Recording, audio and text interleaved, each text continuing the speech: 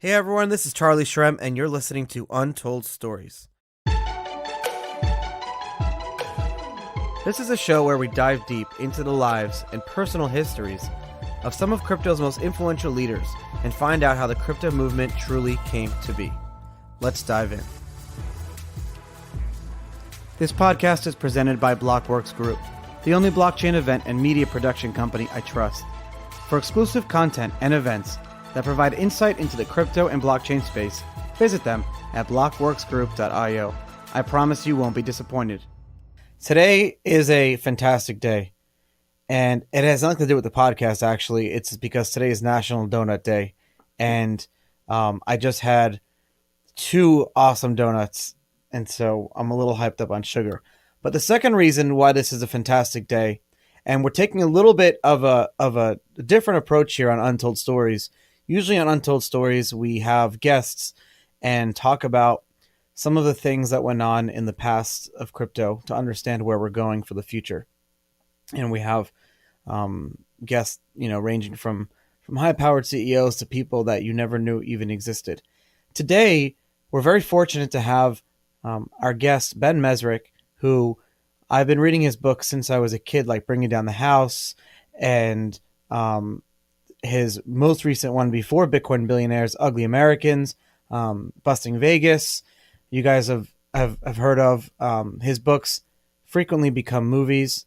Kevin Spacey did 21, which is a movie that we've all seen as kids, and The Social Network, which was everyone known as the Facebook movie.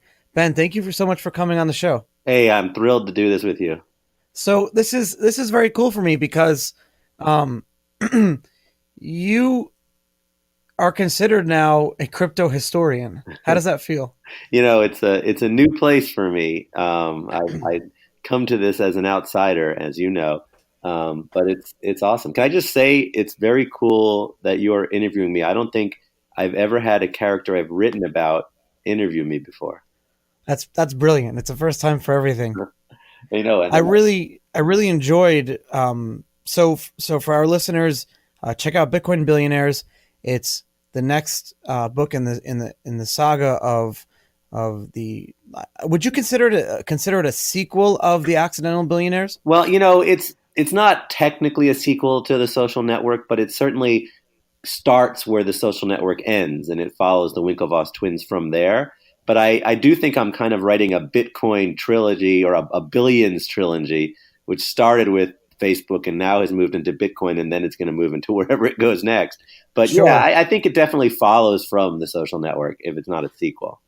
So the book just came out a few weeks ago, and it follows the story of Cameron Tyler Winklevoss. It follows my story, Charlie Shrem, and it follows the intertwining of Eric Voorhees and Roger Ver, and the kind of pulling in opposite directions of the mainstream movement versus the libertarian anarchist movement, and kind of the funny characters that really shaped and did a lot of crazy shit in the early days of crypto. And it's such a great book.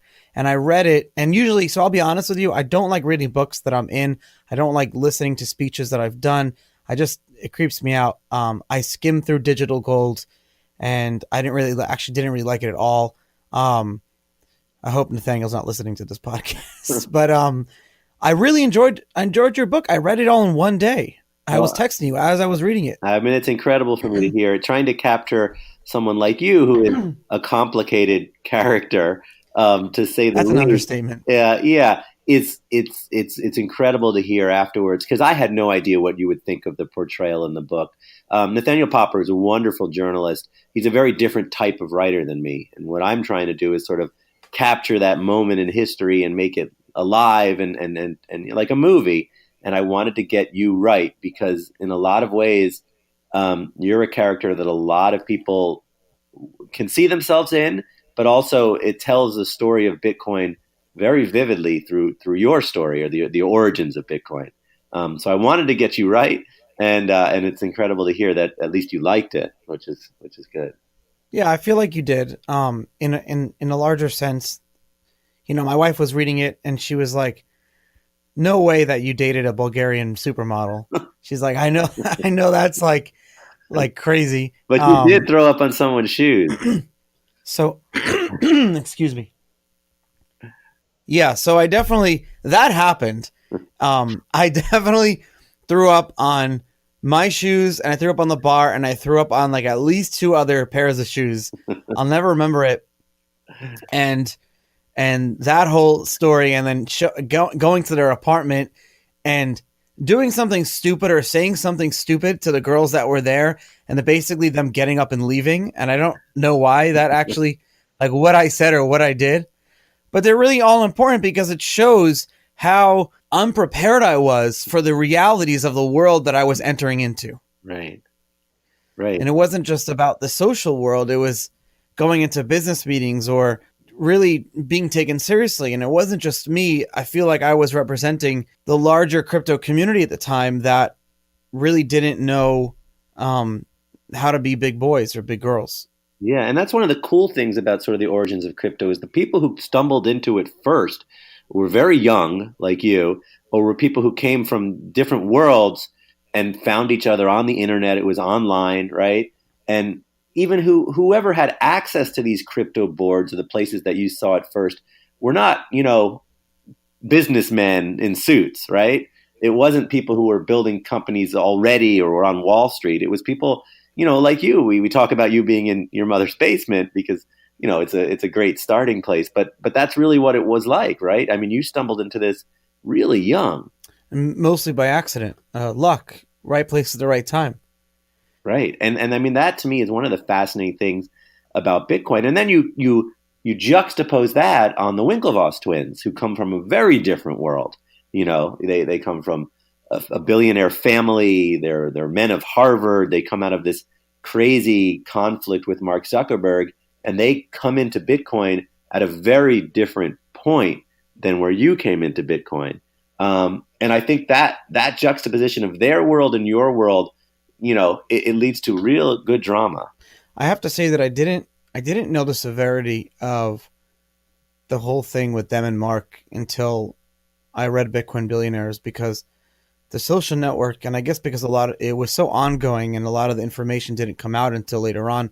But when watching the movie The Social Network, you see that there was this issue, and it leaves it up to you of who you think was right, but there isn't enough data for you to make a qualified decision in your brain of who actually really should deserve the credit of founding Facebook. Was it Cameron, Tyler, or Mark, right? But then in Bitcoin Billionaires, there's a lot more data and a lot more information, and it really doesn't paint Mark in a very good light.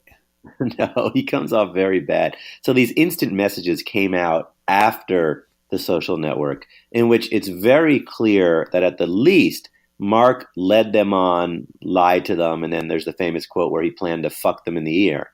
And so he planned to sort of screw them over. And that comes out in these instant messages, which were never part of the original story.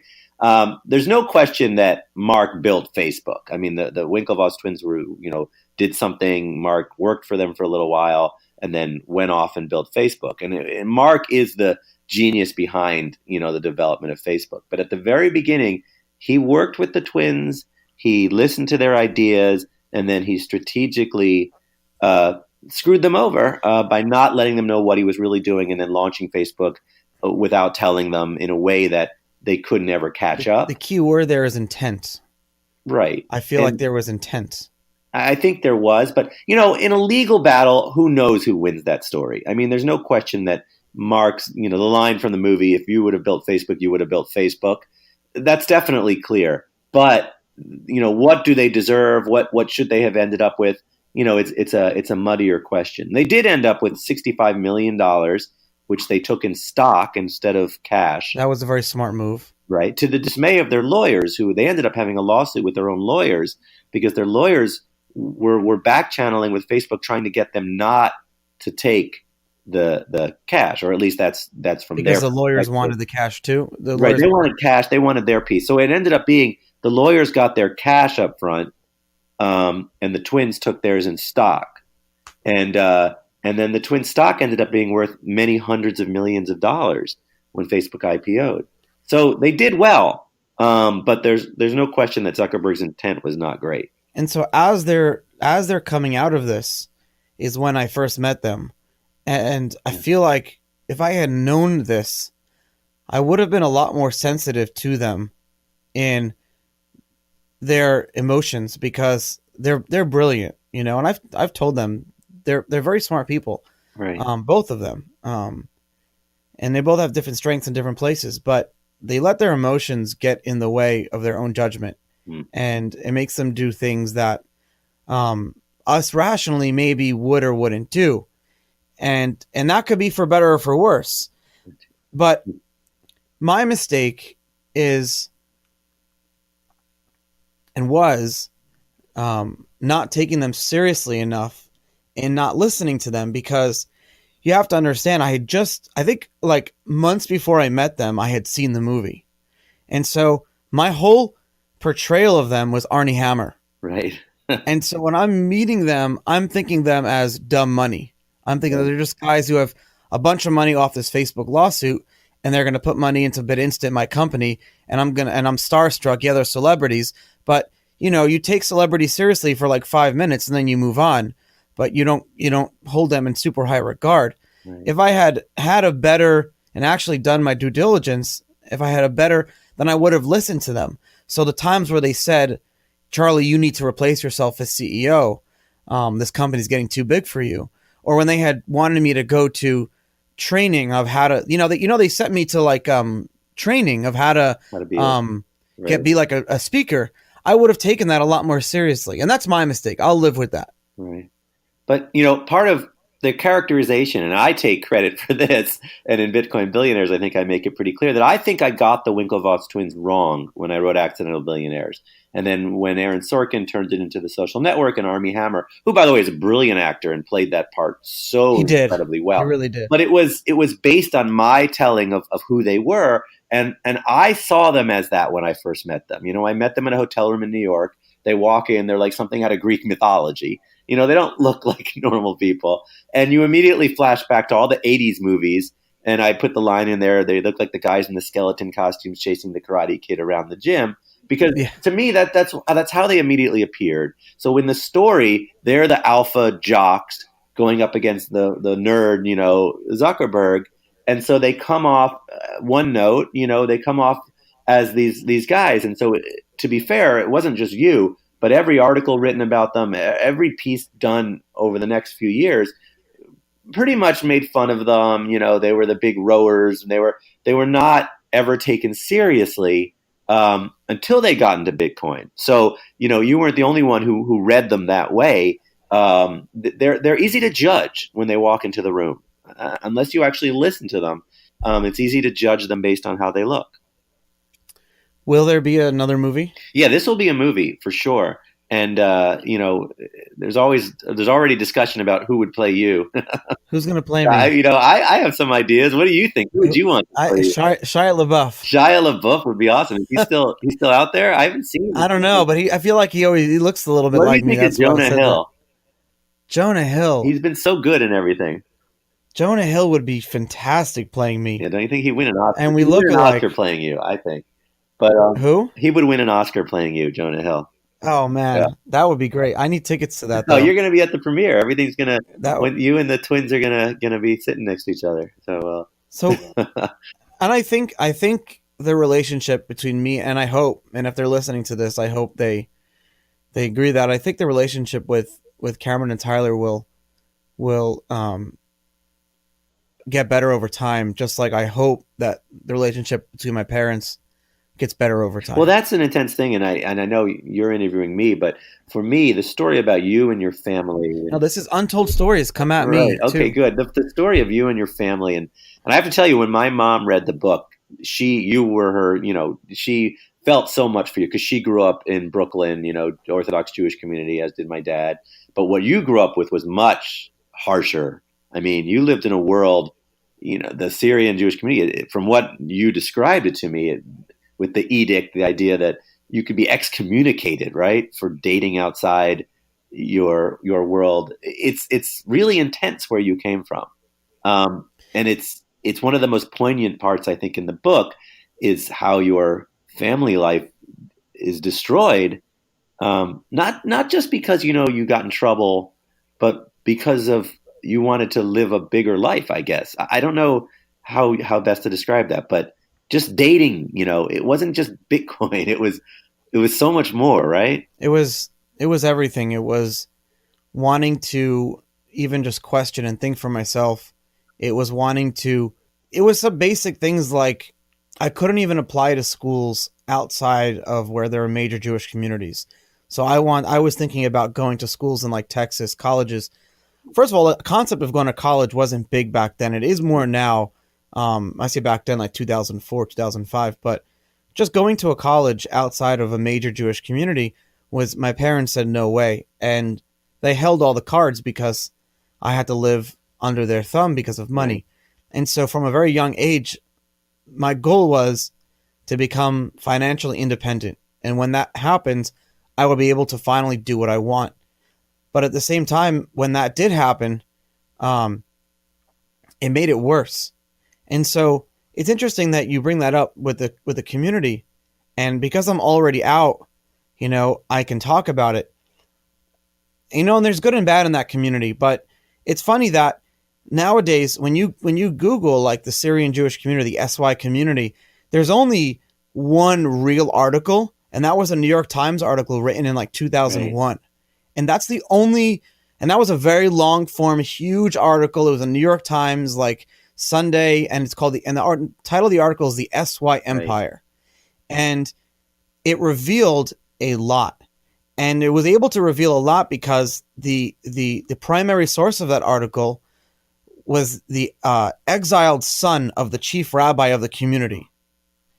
He was the source of the article. And when I read that article in 2001, I was reading it from inside. Wow.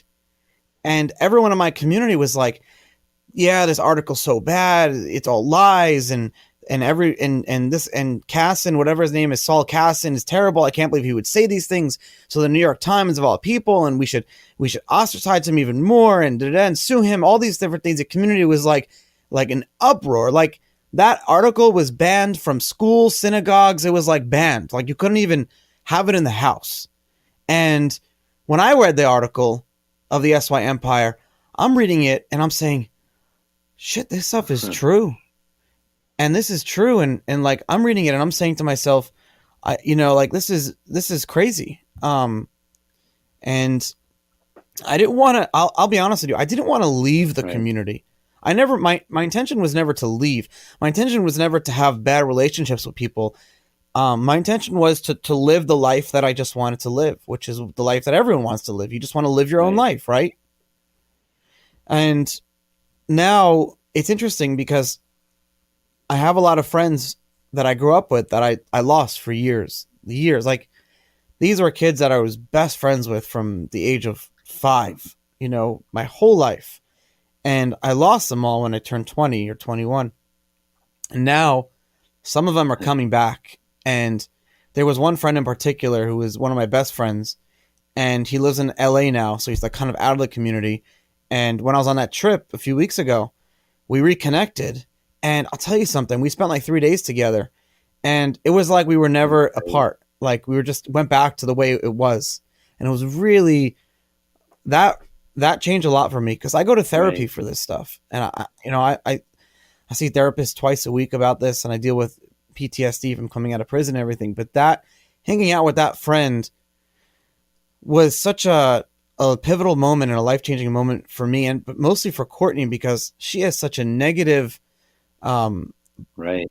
feelings towards the whole community thing. Well, one of the things in the book, one of the stories is, when you were arrested and facing, this crazy penalty, and they said that you could get out on bail, but only your parents would take you in, but only if you broke up with Courtney.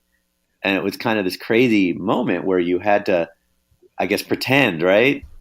It was a crazy, and you portrayed it in the book so perfectly. And I don't want to retell these stories because I want people to read the book, but I'm sitting, and it's so crazy how accurate you were about some of this stuff. I'm literally sitting in Metropolitan Correctional Center, and I'm sitting one side, and there's a big, thick piece of glass, and I'm holding the phone to my ear.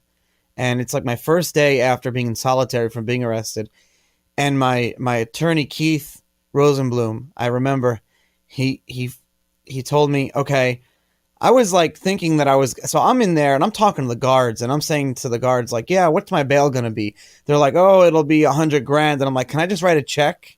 You know, can I write a personal check to the government and be out? They're like, yeah, you'll be out at 3:00. You know, you'll be good to go. And I'm like, oh, all right, not too bad. So Keith picks up the phone and he said, yeah, do you have $1 million? And I was like, no. And he said, well, you need $1 million to get out of here. Like, I've made an agreement this is the best deal you're going to get because the magistrate judge is going to do whatever the government says, and the government wants you to be in there pending a trial. Like, you can't leave. And I said, you can't leave. And they said, and so before my parents, we actually tried to get other people. I had friends, and my lawyers were trying to pool my friends' assets together, but none of my friends had enough assets to pool the $1 million together. And so my parents were the last resort. And so he went to my parents and he said, will you guys put the lien on your house? You know, give the government the lien on your house. If Charlie runs away, then the government takes your house. Will you put the lien on your house? Oh, no worries. Will you put the lien on your house for the bail? And my parents said, I remember Keith came back to me, and Keith, he's seen a lot of crazy shit, you know, in his legal life, in his life. But this was he couldn't even like formulate the words. He was like, your parents said that you need to break up with your girlfriend. Is her name Karen? Corey? What's her? Courtney? You need to break up with your girlfriend. That's one. Your parents said you need to attend synagogue every week and you need to live in their house. And I'm like, oh my God, like my parents are setting conditions for my bail. It's insane. So I just said yes. Right. And I mean, yeah, you didn't have a choice. And then you end up back in the basement, but under almost like you're in jail, basically. Yeah, it was worse. Yeah. And so I'm in my parents' basement and I had to break up with her, and we would FaceTime every day. And, you know, if my parents would come downstairs, I would throw the phone in the drawer, you know, and try to hide it. But then my parents did find out, and I'm not sure if this was written in the book because there wasn't really much sources, because I was lucky to have the judge, he sealed the hearings. Right. But there was a whole nother fight and crazy stuff that went on after that. Yeah, I didn't end up putting that. I remember you did tell me that other stuff, but for me, that was kind of, the story. Too much digression. Yeah, that was a lot. That was a lot right there. And I mean, it's fascinating. Your story is such it segues so much with the Bitcoin story, because in the way I tell it, anyways, there really is this battle between the people who formed Bitcoin, the sort of this libertarian, and some of them tended more towards the anarchists who really saw Bitcoin as maybe bringing down the banks, bringing down the governments, but a way that not of the mainstream. And that's where Silk Road comes in. And that's essentially where, you got in trouble. And then you have Bitcoin now, or where Bitcoin might end up, which is in this mainstream world, a financial instrument that even if governments don't like it, it's not there to bring down governments and banks. And you're that kind of that central story where you go right down the middle, ended up getting pulled in one direction. But you have the Winklevoss twins on one shoulder who are trying to be, I see them as trying to be mainstream, conservative, regulated Bitcoin. And then you have Roger and Eric, I guess, who are pulling it towards this libertarian, drugs should be free and we should be able to buy them from Bitcoin. How is Roger doing? So Roger and I I've not had any communication. All I do is I see his Twitter like everyone else does. And, he's very controversial, I guess would be the word. He seems to be very, into that world. He believes firmly that there should be no military, there should be no governments, that property is I don't know. I don't know him. You know him way better than I know him.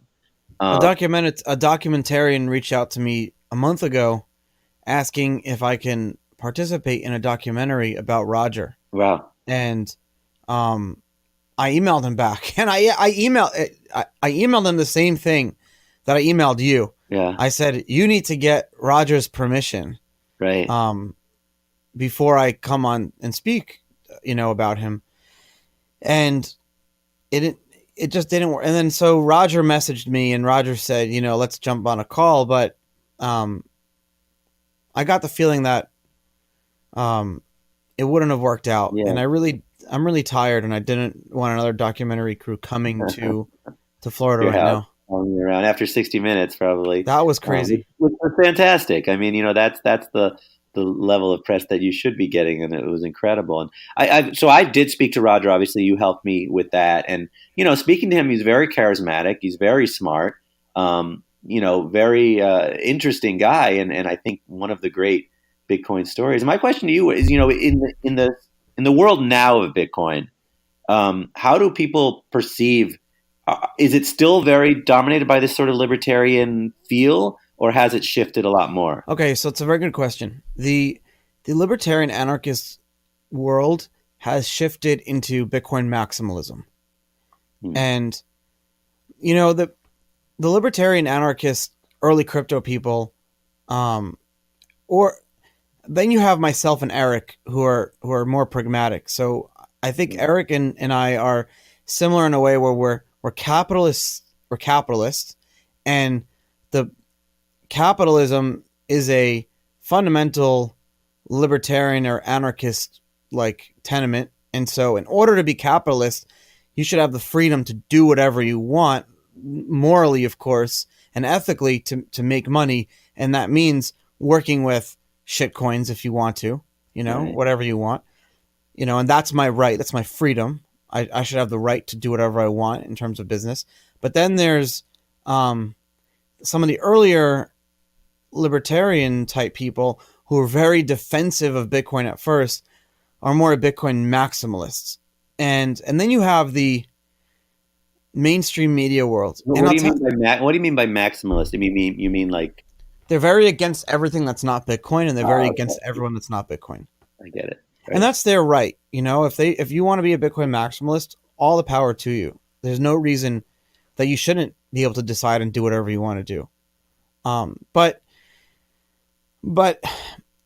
I speak to a lot of the early Bitcoin people, right? And I have had Jared Kenna on this show. Jared, and I've had some of the, I'm having Mike Caldwell, the founder of Casasia's Coins, and I'm having Tony Galippi from BitPay, and all these people. And then there are a lot of them that won't come on the show, like Gavin Andreessen, who won't come on.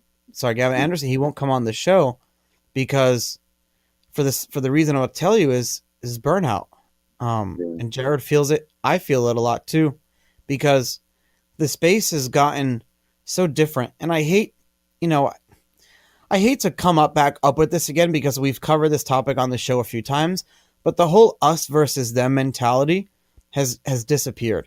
So it used to be us versus them, and it's us as the crypto or the Bitcoin community. And even when Ethereum came out at first, Vitalik was still, and maybe still, but Vitalik was still very much a Bitcoiner. In fact, he wanted to put Ethereum, he wanted to put the idea of smart contracts and Ethereum on the Bitcoin blockchain. And they were so against it at that point. And that should have been a red flag for me in 2014, that the community is changing. And the concept of doing layers on Bitcoin blockchain is now considered like everyone is doing it. You have side chains, Blockstream. I'm going too deep into it. But what Vitalik was proposing with Ethereum, doing it on Bitcoin, is no different than what Bitcoin maximalists are calling for now. But it was too early back then. And so the community has changed, and for better or for worse. But then you have, and it's a shame because you have a lot of and I still don't get it. Maybe you can help me. I don't understand it. You have a lot of the newer crypto people, the newer crypto fame people, the people who have hundreds of thousands of Twitter followers, who are Twitter personalities and ex Goldman Sachs, hedge fund, Bitcoin capital companies, that are Right. meeting with all these banks and are all these like nouveau type of crypto people, and they won't retweet my show. They won't answer my emails. It's like I'm still considered like blacklisted in Well, the whole Barry Silbert world. right. That's a good question. I mean, I think, you're an interesting character. But I'm not asking them for anything. Right. I think that some of these people probably come into it, from these big banks, and they're nervous about you because you're from the origins of Bitcoin, and maybe, they're trying to make Bitcoin very vanilla for the mainstream, right? And so they might be hesitant to point back to where Bitcoin really started. I don't know. I mean, I don't know the answer to that, and that's a good question. It's a very good point. But where Bitcoin came from and where they're trying to take Bitcoin might be two different places. But it's okay. No, I'm not acknowledging. Right. Yeah, it's important for us to remember the history of Bitcoin, and your book is going to be exactly right. I feel like it's similar to when I wrote, the book that became The Social Network. Facebook has gone very far from there, but the story of Facebook is really that first year. And I really feel like with Bitcoin, wherever Bitcoin ends up, the story to be told about Bitcoin is from 0 to 10,000. And so, it was that story so no matter where Bitcoin ends up, I feel like Bitcoin Billionaires will be the relevant history of Bitcoin. It's like the Josephus. Right. Right. And so it's very important, but right. So I feel like, you're one of the initial voices. I mean, you were the biggest star in Bitcoin, in 2013, right? That's how it's sort of framed. And it's a really cool sort of way of seeing where Bitcoin came from, seeing it through you. So you being now one of the voices in the podcast world on it, I think is awesome. Because who knows the beginnings of it better than you do.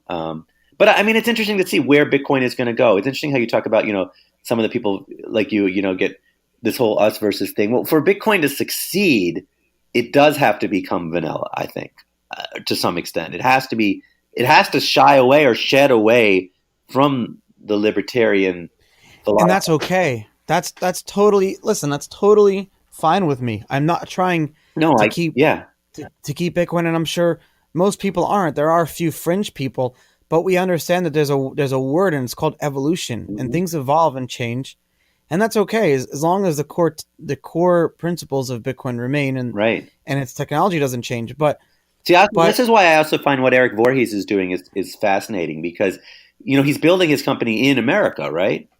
Sure. So, and yet his philosophy makes that difficult. I find it interesting to believe that he tried to move outside of the country a few times. So he lived in Dubai, and then he moved to Panama. And it's funny because when I jokingly asked his wife, like, why did you guys move back from Panama back to Denver? And she jokingly said, it's because there was only one brand of shampoo in the supermarket. So, right. I mean, I think he's an absolute genius. Absolutely. And I think he's, a very compelling character. And I agree with a lot of his philosophies, but I'm a pragmatist even more, to the point where I would say, listen, if I get what you believe, but if you want to build what you want to build, you have to put that away, And I know that sounds like a lack of integrity, maybe. I don't know how that comes across. No, it's not. It's not. And it goes back to exactly what I said when we first started this show. Right. I said that a lot of us follow these principles of we're capitalists, right, and that's one thing, but I'm also ideological. So when I'm having ideological arguments about crypto, I'll be on this show talking to a shitcoiner, and I'm like, listen, Bitcoin is the end all be all. If Bitcoin fails, then all of crypto fails, and it's only Bitcoin. Bitcoin is the only decentralized one. Everything else is crap. Right. But then on the other side, I'm a capitalist, and if a company wants to hire me to work for them and pay me a bunch of money to help them navigate the crypto world, I'm going to do it. Yeah. Same thing like Eric. Right. I mean, it's an interesting thing, but you kind of have to divide yourself, for it to succeed. So one of the questions I want to ask you, and I've been getting asked this a lot, is, and everyone always asks this, but do you have an idea of who you think Satoshi is? It's always changing. So it's always changing. I'll tell you what my first impressions were. Mhm. My first impressions when I first got into Bitcoin was that it was a group of people. Right.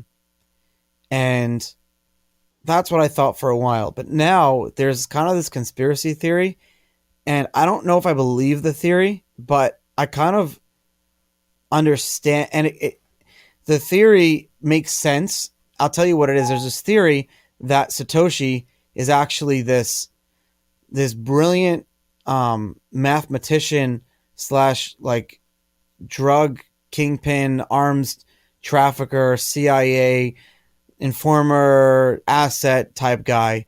And around the same time Satoshi disappeared, this guy went to jail. Whoa. And so the reason Satoshi hasn't said anything, or Satoshi hasn't moved his coins, is because he's in jail right now. That's an interesting concept. And I don't know if I believe that, but I never thought of the idea of maybe Satoshi's already in jail because that's why he hasn't said anything. And there was that one time that there's only one time that Satoshi came back, and this was in 2000 and 2000 and when was it? 2017. 2017 or 2016. There was that whole fiasco when what's her name from Newsweek said that Satoshi is Dorian Nakamoto, some Right. older Japanese gentleman. And so in one of Satoshi's old aliases, and there's no proof, there's no evidence that this account is hacked because it hasn't said anything since that day. But one of Satoshi's old accounts came back and said, "I am not Dorian Nakamoto." And that's all he said.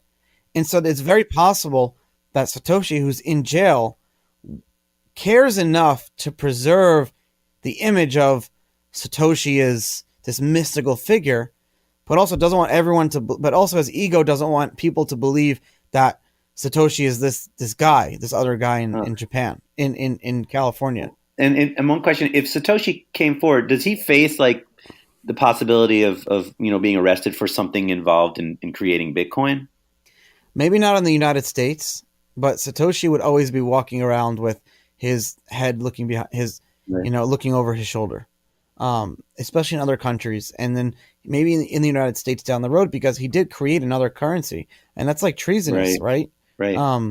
So you never know.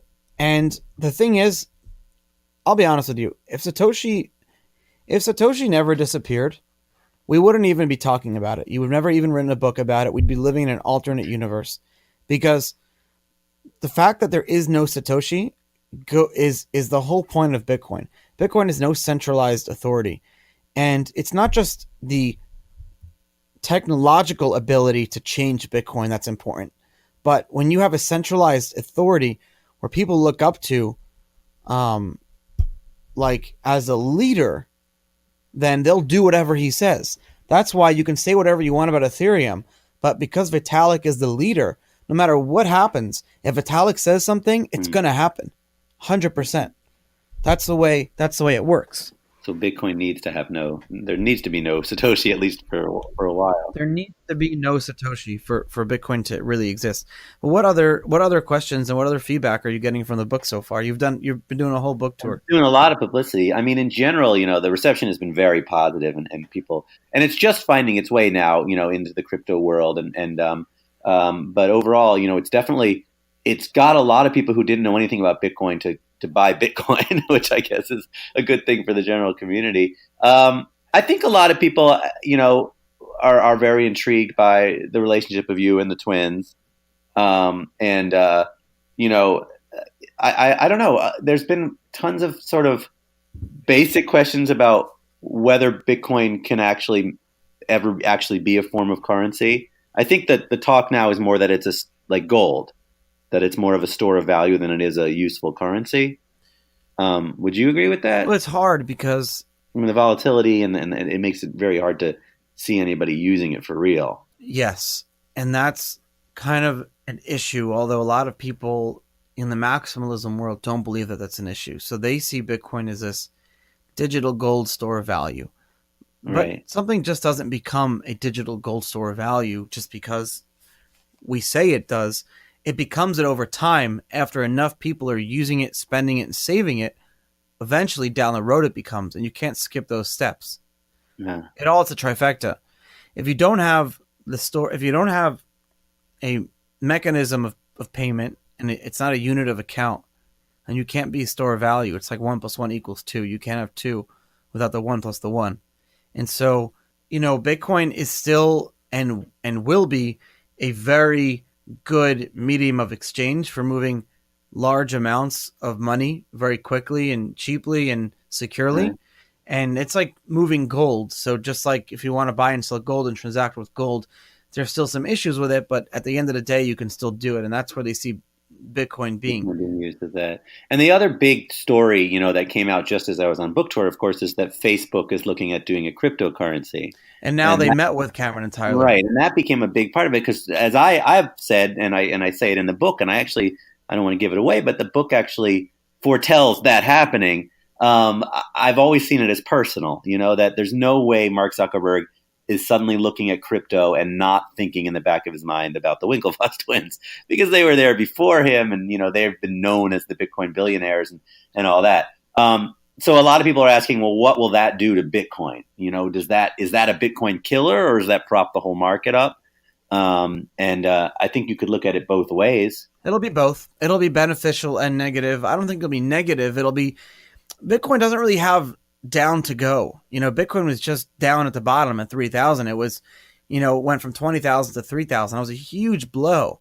So there's really nowhere else to go but up from here for Bitcoin in terms of price and growth. And so you think even at 10,000, people should be buying Bitcoin? I think that Bitcoin is cheap under 100,000 because there's only 21 million of these things that'll ever be. Wow. Yeah. I mean, that's fascinating. And I think that, the twins totally agree with you. I think the number they used to say was 250,000, and other people I did James Altucher the other day. I think he says Bitcoin to 1 million.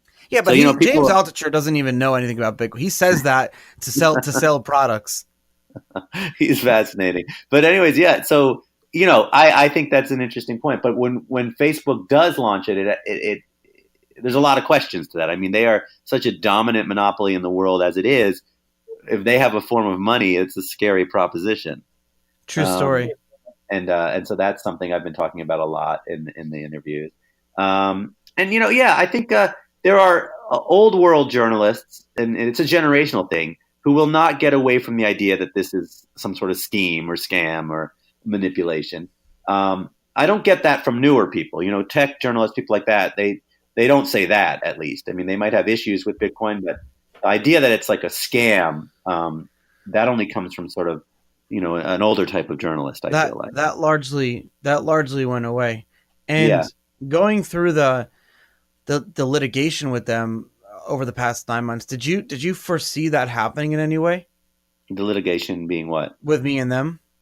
Oh, so the story, I didn't know if you want to talk about it. So the story of them and you got complicated. It got really complicated. Yeah. I didn't see that coming. I didn't know about it, until I read about it, and then asked you and them, and there was never really any, just a one sentence thing where they felt one way and you disagreed, I guess is the best way to put it, right? I'm a guy who always wants everyone to love everyone else, so I'm a big fan of that, and I hope one day there's sort of a rapprochement and you guys are all buddies. Who knows if that's a possibility? Maybe they'll come on your show one day and talk about it. But I will say, the twins are really, really sharp, and they're intense, and they are big believers in right and wrong. And if they feel they've been wronged, it's something they don't give up on, which I respect, and which is one of the reasons I think they're such central characters. Is that I do respect that. They have this very 1950s feel of the world. I've always said, like, if Mark Zuckerberg, it wasn't about money. It was about the lying, the duplicitousness. And if Mark had simply said, I'm going to launch something, and it had been apologized to them, and none of this would ever happened. So they are driven by this very kind of hardcore belief in right and wrong and not being wrong. So I don't know. I don't want to get into the specifics of you're right with them because it's not my place to be. But I will say the story of the three of you is so compelling because of these differences and because where you went from and where you ended up, it's an incredible arc. I really want Yeah. to maintain good relations with them and at least be able to go and have a beer and laugh about all the stuff that had happened down the road. Right. And I mean, That's that would my be great. goal. And I think that the stories that you can tell from the origins and the beginnings of Bitcoin are just so important, and will go down in the mythology of it. This is what's interesting. Yeah. This is, and go back to another conversation before. The current crypto world, I feel like, is trying to whitewash the history of where Bitcoin came from. That's why your book is so important.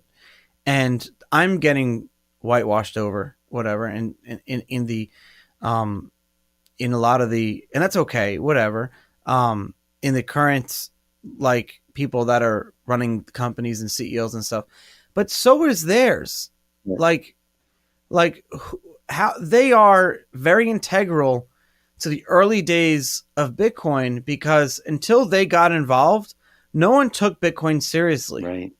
And so they're very important in the history, but I still feel like people now in the crypto space don't give them enough credit for that. I mean, I think that's exactly right. And I you're making a very good point, which is the reason I hope that your followers and the people who are listening get Bitcoin billionaires out there, not just saying that self-interestedly, but people like Barry Silbert, people like that should be tweeting about this book, because this book is putting those stories forward. This is the true story of how Bitcoin came to be, and you and the twins and other. Why don't they want it to be Roger known? And Eric and Silk Road? All of these stories, I can see, these are the basic principles of where it all came from. And Satoshi is somewhere in this book. I feel like this is the story that should get out there in a big way, and is starting to get out there. I mean, my audience is a mainstream audience, not a crypto audience. My audience is high school kids and college kids are hopefully going to be reading this book over the next summer. And I'm hoping that it really does reframe it. I can see why people from Wall Street might, as they are getting into Bitcoin for the first time right now, want to not talk about some of those things. I get it, just as the people who were investing in Facebook at the IPO certainly would not have wanted to talk about the lawsuits and Eduardo and Zuckerberg getting groupies in the bathroom at Harvard, right? That's not the stories they'd want told either. But I feel like it was so important to Facebook. The social network built Facebook in a large way.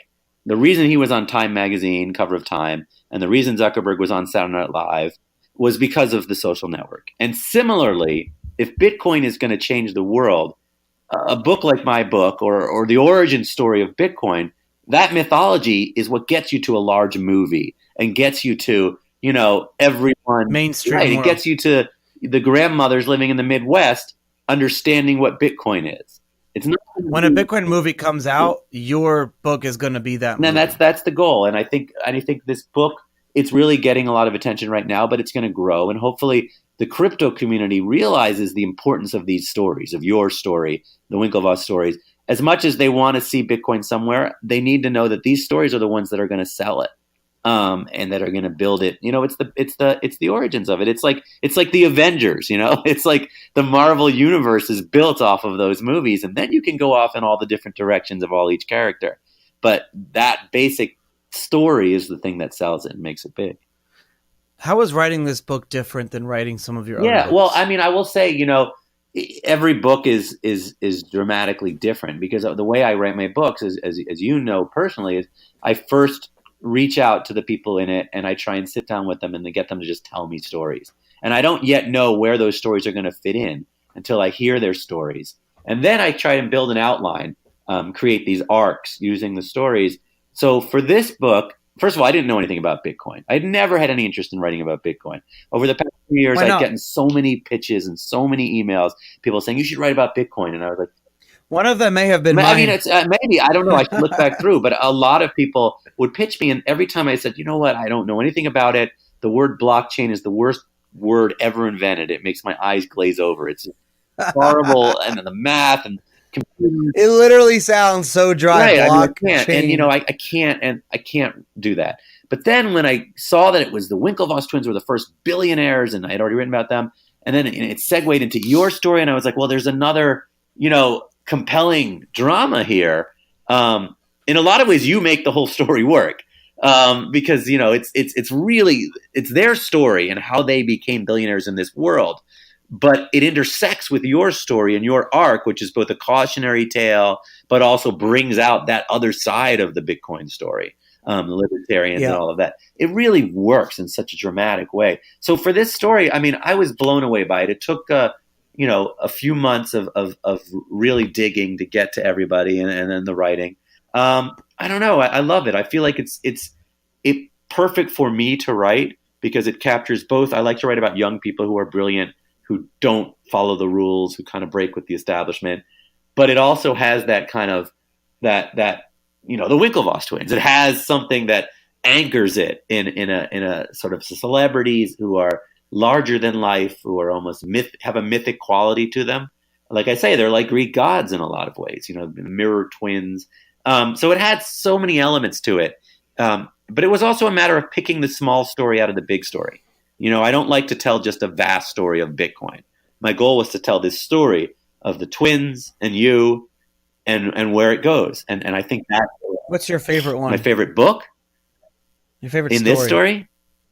In this Bitcoin story. Billionaires. Wow. I mean, I will say I love the scene where they take you to a party. I know you're, the Bulgarian model, whatever, but I feel like that's such a fun scene. It's great. The scene where they meet you for the first time in the bakery is awesome. It was funny because, it was funny because the way you described it, there were some parts that were like extremely accurate, and some part of that were very novelesque. But like when we were sitting in a circle in my office drinking the Neft and literally passing the bottle around, me, Eric, Cameron, and Tyler, like that was very true. And then Eric and I had strategically planned that meeting, because who has a business meeting on a Saturday night in Manhattan at 9:00 when we both live in Brooklyn? We strategically did that in the hopes that we'd get invited out with them to do something else. Awesome. And that's what happened. And when we got to the first party, we thought this was the end all be all. This party was it. This was it. Like, and so we were just happy to be there. And we were just like kids in candy stores. So as soon as we got there, Cameron and Tyler had walked away to meet and greet with whoever they wanted to meet and greet with. And Eric and I were just standing in the corner drinking free booze and playing ping pong. There was a ping pong table. And eventually, I forget if it was I think it was Tyler. Tyler walked. No, because Tyler had left. He came back later. Cameron walked over to us and he was like, "Yeah, this party is whatever. Like, we're gonna leave soon." And then we just ended up playing ping pong with him. That's awesome. It was kind of funny how and to switch gears, the other scene that was really, involving you that I loved writing was your arrest. In the airport, because it's such a, first of all, it's a thriller-esque scene, but it's also this moment where it takes you by so much shock, I feel like. Yeah, it did. And it's intense, and it's like, it brings home the fact that, the idea that you could even be arrested for this seems crazy, right? I remember what I even wore on the plane before I was arrested. I remember specific small details of when I was arrested. When I can't even remember what shirt I wore yesterday. Right. Wow. I mean, it's just one of those moments. And then overall in the book, I also loved, the initial scene where the settlement scene. So the scene that wasn't in the social network that I didn't know back then, where the twins and Mark are in this mediation situation. I wrote this for Vanity Fair. So if you picked up last month's Vanity Fair, it was my story in there. But it was this wild moment where they had been negotiating forever, and Cameron was finally like, let's just sit down, the two of us with Mark Zuckerberg, and just talk it out. And so they bring this to Zuckerberg's lawyers, and Zuckerberg's lawyers come back and say, he says okay, but he has some concerns. And they're like, what kind of concerns? And security concerns. And it turns out Mark was afraid they were going to beat him up. It's a real concern. So he said, I want just one of you to come in, as if one of them couldn't beat up Zuckerberg. So it ended up being a negotiation. It was Cameron and Zuckerberg alone in a glass room, and all the lawyers sat in a circle around the glass room in case something happened. And that to me was such a vivid description. Was what they talked about allowed to be like on record, or was it like an actual private conversation? Yeah. So, Cameron, it told it to me afterwards. It wasn't recorded, But basically, it was this weird negotiation system where it was back and forth, where Cameron was basically saying, we're not saying we created Facebook, but we were there. And, we were involved to some degree. And Mark is sort of going back and forth with them. And he comes out of the meeting, Cameron, thinking, well, they might have gotten to an agreement, while the instant messages that come out later tell us that Mark really was thinking of fucking them in the ear. And so it's kind of this, it's a really interesting moment. And I, if I had known it when I wrote Accidental Billionaires, it certainly would have been a scene in a Social Network.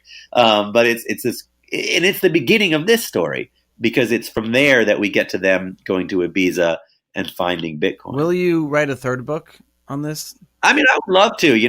I love trilogies. We'll see where all you guys end up. I don't know where you're going. I don't know where they're going. I don't know where Bitcoin's going yet. I believe Bitcoin is going to be part of our future. I've become, and this is something, when I sat down to write this book, I didn't know anything about Bitcoin. I do believe that, Bitcoin has a place, and that cryptocurrency certainly makes sense. You're not going to be walking around with wallets 25 years from now. Sure. That's a very interesting point that you make right there, actually. Yeah. I mean, it seems to be very clear that money is already mostly digital. That the only money you actually have is what's in your wallet. You go to the bank and you deposit it. There's not some big vault full of cash. It immediately turns into ones and zeros. So the idea of it being digital is already here. Then the next question is it going to be one government, or is it going to be something that's just peer to peer? And that makes more sense to me too, because if I'm going to send you $1, why does there have to be someone between us? Oh, you're 100% right. Right. So those things make sense to me, and I see that as the future. So that was something I learned from writing this book. And whether it's Bitcoin or whether it's Facebook's coin or whether it's Amazon's coin, I can't answer that question. But it's certainly going to be some form of peer-to-peer digital money. Where did some of the other protagonists or subjects of your other books end up? Well, it's a great question. So Bringing Down the House was my first successful book about the MIT blackjack team. Yes. And these kids, had a system to beat blackjack, and they won $6 million using math and a card counting system. So those guys have all done really well. One of them, the main character's real name is Jeff Ma, and he ended up selling a company to Twitter. So he was at Twitter for a while. Now he's on his own. I don't know what he's doing right now, but he's in Silicon Valley doing something out there. Another kid in the book writes for television, has done very well with that. Other books of mine. There is still, by the way, an MIT blackjack team. So there still are people who train and go out there and beat Vegas. Interesting. Blackjack. Are they allowed to? Yeah, allowed to. It's not illegal, but the casinos will kick you out if they catch you. And in the book, you got beat up a couple of times, but in real life, you won't get beat up anymore, but you will get kicked out. As long as you pay your taxes, it's legal. But the casinos frown upon it. Other characters from other books. We know where everybody from the Facebook story is, I think. Yeah. Eduardo's off in Singapore with his $7 billion, and Sean Parker is in, I don't know what he's doing. What is Sean Parker doing? Well, he made a lot of money, and then he has one company that was trying to disrupt Hollywood by making first-run movies in your house in a home theater. I think he had one project. Yeah. It was like $250,000 or something, or $15,000 a month, and you get. Was he involved with Spotify? I don't remember, but I know he made some pretty good investments. Have you had any correspondence or heard from Mark in any of your books or any of that? So I have not specifically Mark. I ran into Sheryl Sandberg at my college reunion. We were classmates, and Sheryl at first, cool. She said, and she and I are friends, are friendly. Acquaintances. Yeah, and I have a lot of respect for Sheryl. I think she's a brilliant person who got caught up in something that isn't her fault really, but then she had to be involved. I guess is the way to put it. But she said at first they all hated me, and there was pictures of the book, and they would throw darts at it. No, they all went to the movie. They actually took a bunch of Facebook employees, and they saw the value of the social network, to Mark and to their world. And so in the end, she was very nice, and we had a great conversation. I don't know what she thinks of this book, because I think this book takes a harder aim at Zuckerberg. It really does. So I don't know if she still is going to be nice to me next time we see her. I think they're going to be throwing Bitcoin billionaires. Right. But then they met with Cameron and Tyler a few weeks ago. Story. That was reported by, I didn't report that initially, but that was reported by British press, I think, at first. that they sent a team over to Gemini to talk about crypto. I don't know whether or not that happened. I don't have any proof right now, but it sounds like I thought they made it sound like Mark and them sat in a room together. I mean, I see it as this personal battle between them, and I think there's no way it isn't. But who knows if that's happened, if they've actually sat down with Mark. So Mark, I've talked to people who are pretty high up at Facebook, and it seems fine. I don't know now after this book came out, but I think he understood that Eduardo's story and the twins' story, we're going to come out and we're part of it. And he was a college kid then, and he's much older now. I think he regrets some of the stuff that he said and did back then. I'm sure. Yeah. But we were all kids in college and right. didn't say stupid things. Right. Everybody at 18, 19, wouldn't want to record what you did when you were 18, 19. No, you would not. So I get that. But when you start a $1 billion company when you're that age, it's going to get recorded. and you're similar when you're going to launch something in the crypto space to the degree that you did.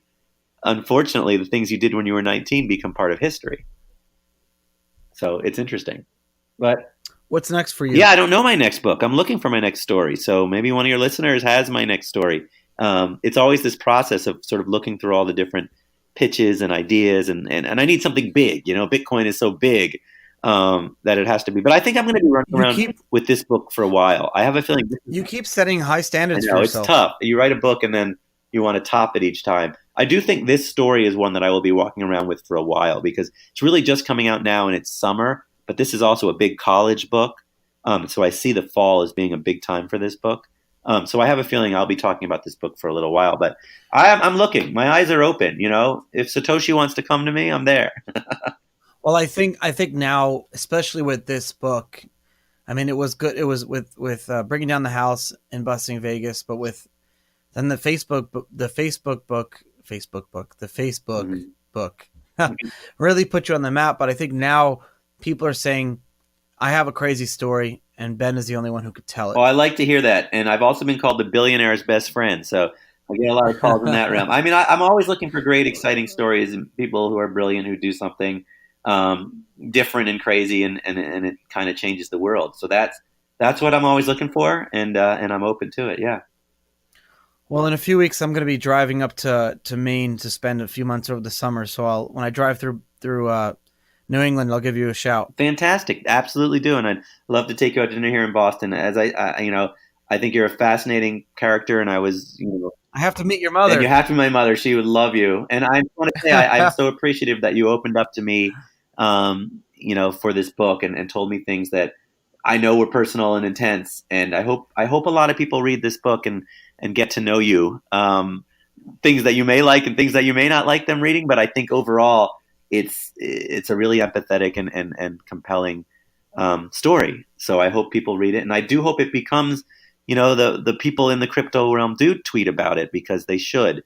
And you're a part of this history. They will. The crypto space is slower to accept things from outsiders. I get that, and when you hear from Eric and Roger, let me know what they think. I will. I'll definitely let you know. And for anyone who's listening, you could buy it on Amazon, Barnes & Noble, your local bookstore. Yeah, that was crazy. I was in my local airport. The book was right there in the Hudson News. You should have signed it. Just put your name in there. No one has asked me to sign it yet, but I've been signing copies. I've heard about authors who go to airports and just bring a pen and just sign their book while it's there. You got to sign it because those will be worth something. A lot of people on 60 Minutes have been seeing me on the street and picking I didn't realize how many people watch 60 Minutes. Oh yeah, 11 million people watch that show. That's a big show. It was crazy. So the story is only going to get bigger. We've got some other big shows coming up. So fantastic. Can't say what they are yet, but I'll be tweeting about it. But thank you so much. I really appreciate this, Charlie. Thank you, Ben. Hey everyone, thanks for listening. New episodes of Untold Stories go live every Tuesday at 7 a.m. EST. Links to our Apple and Spotify channels are in the show notes. You can also follow me on Twitter, Charlie Shrem, to continue the conversation. See you next week.